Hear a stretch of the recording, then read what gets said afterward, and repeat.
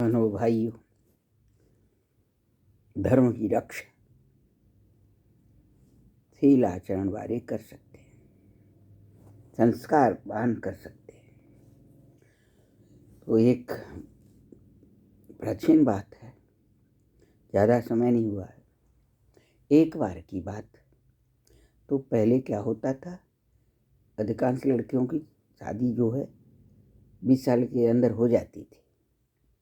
कोई विरली रह जाती थी जिसकी नहीं हो पाती थी, नहीं करती, नहीं कोई कारणवश। तो पहले 15-16-17 साल की होती थी, शादी हो गई। अब क्या हुआ, शादी होने के बाद जो लड़के की शादी करी थी राजकुमार की, उसकी माँ मर गई थी। दूसरी शादी हो गई। उसने कहा कि मेरे भी बच्चे हैं, अब इसकी शादी हो गई तो इसको भेजे बाहर। उसने कहा बेटा अब तेरी शादी हो गई, अब तू कहीं कमा खा। उसने कहा भैया नई बहू आई, कहाँ जाऊँ मैं। मन में सोचा, पर रोजाना कहती तो चलना पड़ा। चलते चलते चलते चलते एक अच्छे शहर में पहुँचे हो। सुंदर युवती थी वो, कोई राजकुमारी होगी। जब पास में पहुंची तो उसने देखा कि तो बहुत बड़ा शहर है।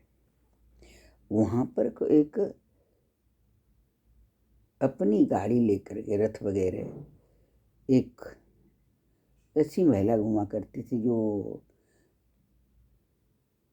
अनजान भोली भाली महिलाओं को अपनी गिरफ्त में ले लेती थी, फिर उनसे अनुचित कार्य करवाती थी। वो अब वो अपना रथ किसी से आई वहाँ, उसने देखा कि महिला अकेली है। उस समय वो राजकुमार भूखे थे दोनों। उसने कहा कुछ लेके आता हूँ तो दोनों खा लेंगे। ठीक है, लेकिन तब तक एक आदमी आया तो उसने कहा भैया तुम कहाँ से आए हो, क्यों नौकरी की तलाश में आए। वो आदमी ने कहा ठीक। उसने कहा राजा के यहाँ चलो, राजा के यहाँ चलो, मैं आपको नौकरी मिल जाएगी। कि अच्छा, तुम मेरी पत्नी है कि शाम को आ जाना। पत्नी कहा है बैठी है, कैसी जगह बैठी थी बेचारी, किसी को बताया नहीं उसने। लेकिन वो जो औरत घूमती रहती थी, उसको पता चला कि अकेली बहुत देर से बैठी है। सुंदर तो थी,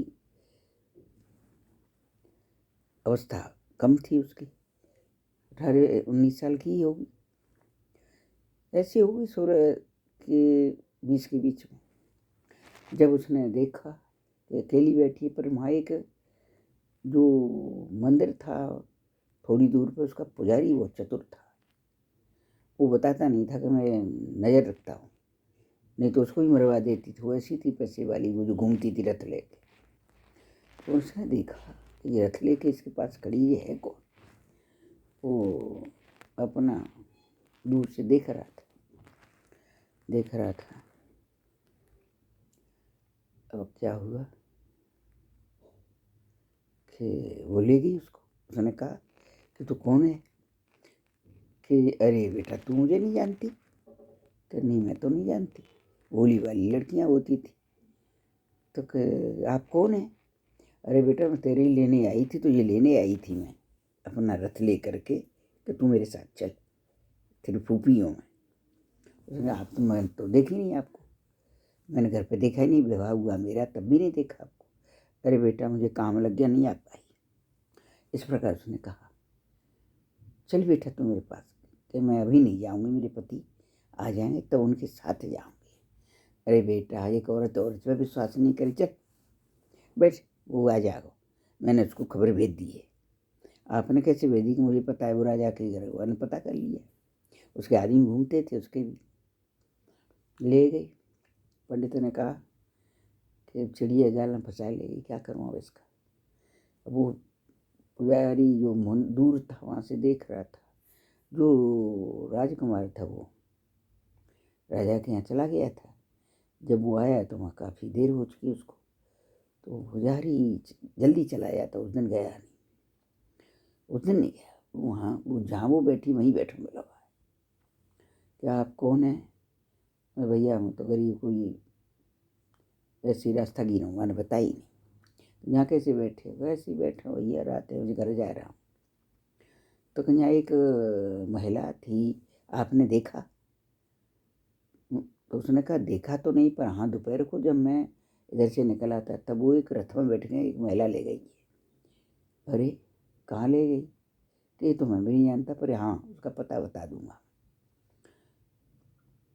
कहाँ है पता? इतने बड़े शहर में बताओगे आप? कि रथ में ले गई, बस इतना पता है मुझे। वापस वो बोला कि मैं राजा के पास ही चलता हूँ, वहीं सोऊंगा। और उसका कैसे पता करूँ? रात में दिन में करूँगा। तो ऐसे कह करके वो राजा के घर वापस चला गया। और ये पुजारी बेचारा अपने घर चला गया। रात को उसने बड़े प्यार से उसको रखा, पता ही नहीं चला कि जो को है। उसने बहुत अच्छा भोजन कराया उसको, वस्त्र वगैरह से लेके अच्छी पलंग पे सुलाया उसको। लेकिन उसने कहा फूफी मैं जब सोती हूँ तो मैं दरवाजा बंद करके सोती हूँ और कोई आवे नहीं। कहना बेटा यहाँ कोई दिक्कत नहीं, तू बंद कर ले, तो मेरे पति आए तब खोलूँ। अरे बेटा वो आ जाएगा, खबर भेजिए, काम लग गए हो, देर से आवे हो। उसने ठीक है। उसी कमरे में एक खिड़की भी थी, वो तो उसको बेचारी को तो पता ही नहीं था, वो बंद थी। तो उधर से खुल जाती थी, कुंडी थी उधर से बाहर से। तो उसने क्या किया, वो तो आया नहीं। बने गई खाना खा ले बेटा, पूरा दिन है गो तुझे। खाना तो उसने बनाया, खिलाया उसको, पर खाया नहीं उसने। कि बेटा खाए क्यों ना रही खाना? तो कि पति से पहले नहीं खाऊंगी, मेरो नारी धर्म घट जाए, मेरा क्षत्रिय धर्म घट जाए। अरे बेटा ऐसी बातें करती है, वो कब आवे कब जाए, तब तक तो भूखी रहेगी, खा ले। मैंने कि नहीं, मैं तब तक टुकड़ा मुँह में नहीं दूंगी जब तक वो आएंगे नहीं। उसने कहते ही मर जी, सो जाऊँ। दरवाजे बंद कर लिए। रात में उसने देखा कि 12-1 बजे खिड़की में खटर खटर की आवाज़ हुई। कोई घुसने का प्रयास कर रहा है ऐसा लगा उसको। तो इनका हमारे ब्राह्मणों में भी और छत्ती राजपूत सभी जातियों में विवाह के समय कटार बांध के दूल्हा जाता है, देखा होगा, कटारी लटका के जाता है फेंटा के साथ। तो वो उसके पास कटार थी, विवाह के समय उसके पति ने दी थी फेंटा और कटार।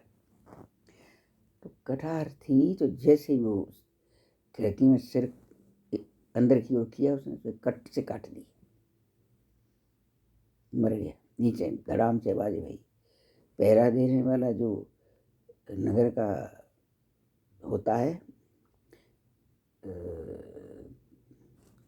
देखभाल करने वाला, उसने कहा आवाज़ कहाँ से आई? पर रात में कहा दी थी, पहले लाइटें तो होती नहीं थी, वे जलते थे, हंडा फंडा चिमनी फिमनी जलते तो थे, लेकिन ऐसी लाइट थोड़ी अभी जैसी। फिर उसने क्या किया, वो गिर गया अंधेरे में। फिर दूसरे ने वैसा ही किया, दूसरा आने लगा, फिर उसने काटा, धड़ाम से फिर गिर गया। ऐसे करके उसने 3-4 को मार डाला। तब तक सुबह हो गया। सुबह हो गया तो फिर डर ही नहीं। अब क्या हुआ, तो जिसके घर में ठहरी वो तो देर से दरवाज़ा खोलती, उसको पता नहीं था। उसने सोचा कबाड़ा हो गया होगा, वो चले गए होंगे, उसका सतीत्व नष्ट करेंगे। वो तो मस्त सो रही थी, लेकिन जो कटे हुए सिर के धड़ अलग सिर अलग आदमी पड़े मिले, तो सूचना राजा को दी गई। राजा को सूचना दी गई। राजा ने कहा ऐसा हो गया कि हाँ आप चलो।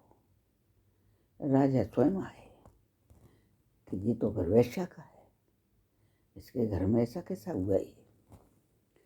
तो उसने वो खिड़की तो बंद कर ली थी, अंदर से भी खिड़की बंद ही कर ली। और उसको उस समय पता थोड़ी था कि ये खुली, ये बात समझिए बंद होगी, वो दूध बाहर भी चटकनी अंदर भी चटकनी, चटकनी ना कुंदी सी। बाहर से दरवाजा बजाया, राजा के साथ एक आदमी, 2-4 सिपाही थे, आदमी थे। तो दरवाज़ा खोलो। उसने कहा मैं दरवाज़ा नहीं खोलूँगी। वैश्या ने तो खोल दिया, उसने कहा कि इसमें एक औरत है। तो औरत है तो ये इस कमरे से लाशें पड़ी, किसने मारा? ऐसा है, दरवाज़ा खुलवाओ। तो उसने दरवाज़ा खोलने गई तो नहीं खोला उसने। तो उसने पूछा राजा ने कि बेटी तुम दरवाज़ा खोलो, कि आप पिता की भांति बोल रहे हैं, तो मेरे पति को बुलाओगे तभी खोलूँगी। कि बेटा तुम्हारा पति कहाँ? मेरा पति है। कहाँ है तुम्हारा पति? कि ऐसा क्या हुआ? कि ऐसा मेरे साथ हुआ, मैं खोलूँगी तब, पहले मेरे पति को ले आओ। उसने कहा बेटा पति का नाम बताओ। वह नाम बताया, तो उसके साथ ही था वो नया ही था, उसी दिन तो गया था। राजा ने कहा कि आपका नाम है कहाँ? तो बेटा इस नाम का पति है, तो आवाज़ पहचान लो। कहाँ पहचान ले? उसने आवाज़ लगाई कि प्रिय दरवाज़ा खोल दो, मैं हूँ, राजा साहब के साथ हूँ। तो उसने आवाज़ पहचान के दरवाज़ा खोल दिया। तो लपट के रोई। क्यों रोई? कि ऐसे ऐसे आप मुझे बिठा गए थे, तो ये मुझे लाई है रथ में बिठा के, मैं तेरी बुआ हूँ, फूफी हूँ, और इसने मुझे कुछ विषाक्त पदार्थ ही दे सकती थी।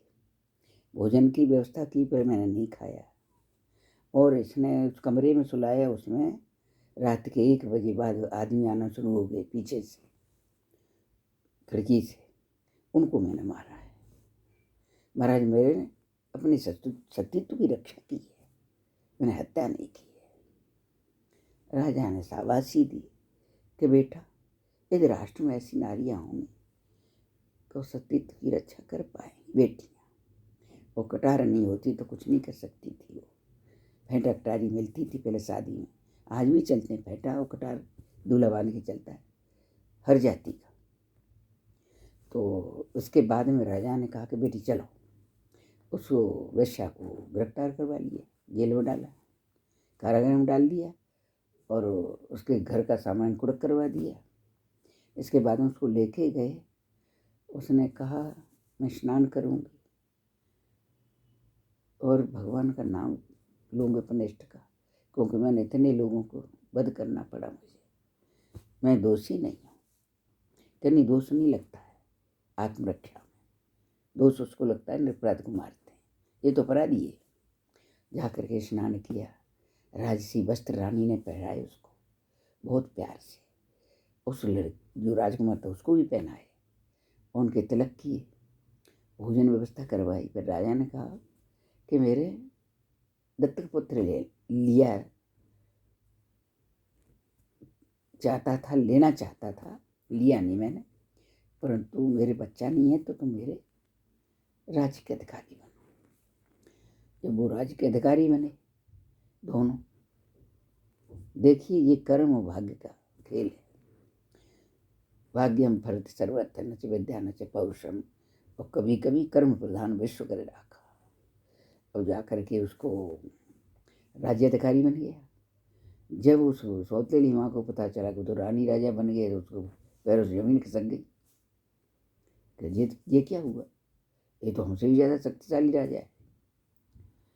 तो इस प्रकार की हमारी राष्ट्र की नारियाँ, ये मैंने अपने बचपन में पढ़ी थी, उसको मैंने सुनाया है।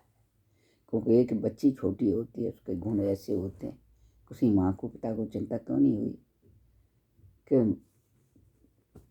पुस्तक जो है मेरे मित्र बन गए, ग्रंथ मेरे मित्र बन गए, गुरु बन गए, बिल्कुल मानो जान।